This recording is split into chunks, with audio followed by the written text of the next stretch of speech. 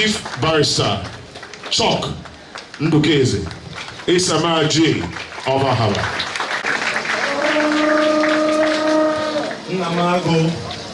Nnamago, Ago, Ubiwa Igwe, Ago, Omoaba, Igwe, Niahaba, Ogene, Ndeze, Igwe, Ndi Olinze, Ugweshanabo,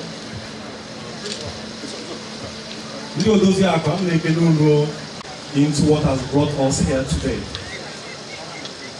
Part and parcel of the importance of today is also to create some awareness that the time has come for not only Asaba, but Nigeria to remember what happened here in 1967, in October. Among this crowd are a lot of people who for years had grieved, had mourned, but unlike other grievings and mourning, this one was extremely private because no public demonstration has been encouraged. So after many years of considering this dilemma, Asaba community came to the conclusion that Nigeria has to own this massacre. Nigeria has to own this tragedy. It's not an Asaba tragedy. It's a Nigerian tragedy. And the fact that Nigeria treats her tragedy in this way is why Nigeria is the way it is today. I once said that the story of Nigeria actually began in Asaba. I don't think many understood what that meant. As some of you may recall, the Royal Niger Company started her Nigerian journey just down the road. And Asaba was her first headquarters of what was then called the Southern Protectorate of Nigeria.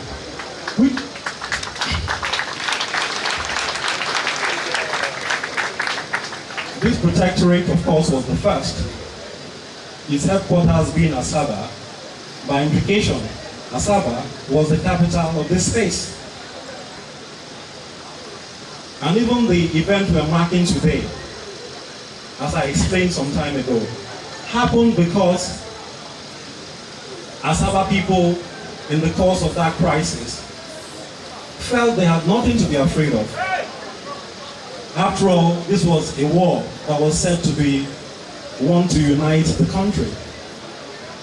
So, how much more confident can they feel if this is a war of unity than to welcome those whose obligation it was to preserve it? Nigerian soldiers, their job was to preserve unity. So when they were coming down, the Asaba felt, well, we're not fighting anybody, we're not warring with anybody. We don't want any disunity anyway. So I'm sure the soldiers will be happy with us. So in that confidence, they remained in Asaba in their large numbers. A few were a little suspicious and out of caution decided to go across the Niger. But the majority remained here. And it's because of that confidence that they were found here.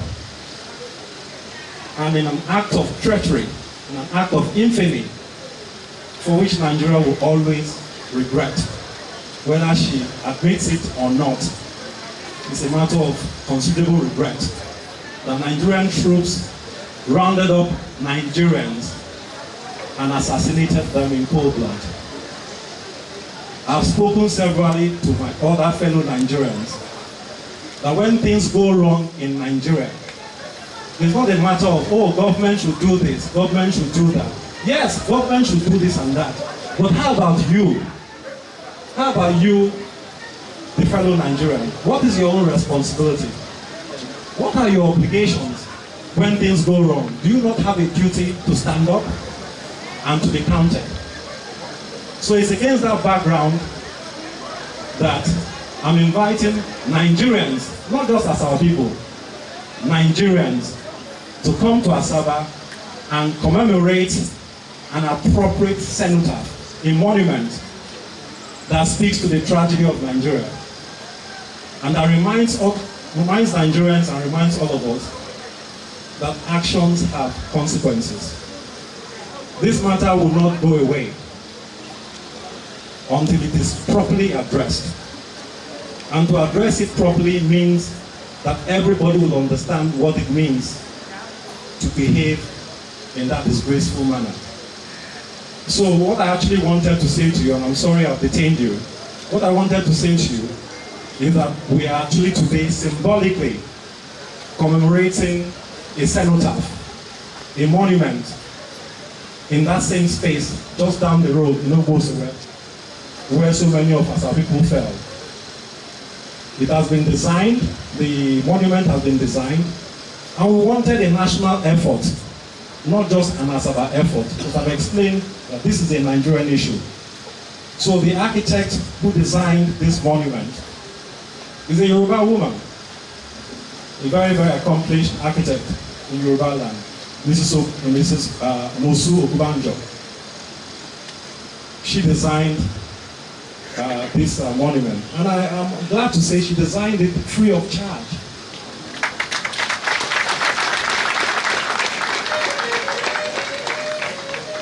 That's her own contribution as a Nigerian.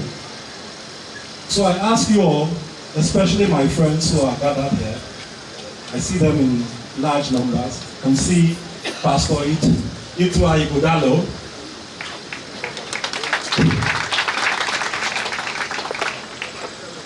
There's much responsibility on his shoulders. He has almost many millions of flock that follows him. So Pastor, when you go back to your flock, tell them that they have a monument to construct in Asaba.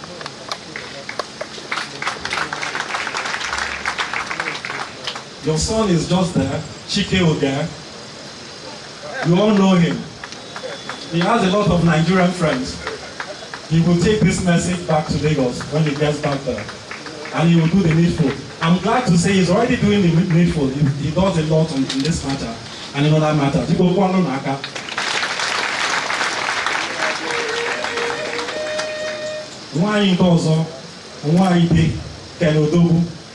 Is also here with us today.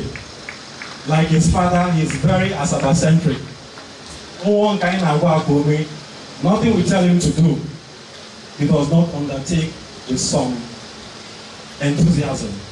He's also come here today to stand with you. So this monument will be built, we promise you, and it will be built by everyone, putting in their best. I have many other friends who will be recognized in due course. But let me just say a few words why we decided to dedicate today to Asaba women. I can't say enough what Asaba women went through during the war. The landscape of Asaba speaks to their experience. Because as some people would remind us, at the end of the war, if you walked around, there's always this saying, why are there no men in Asaba? It's full of women, it's full of widows. And the reason that question was asked was because when those tragic events occurred, there was a news blackout. So other Nigerians did not know what happened here. You may feel quite conveniently. So they didn't know why there are not many men in Asaba. But anybody who is here today, looking around and beholding this magnificent scene, is not left in any doubt that Asaba did not fall. Asaba is alive, and Asaba women are strong as ever.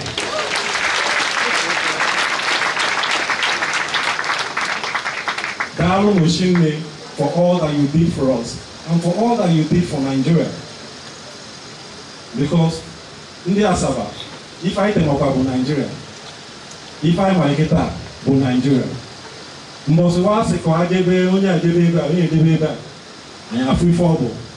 what we know now is what we have. And we have paid such a dear price for what we are. So I hope this message can be taken far and wide to every corner of this land. That Asaba calls upon other Nigerians to do the needful. Nnamago.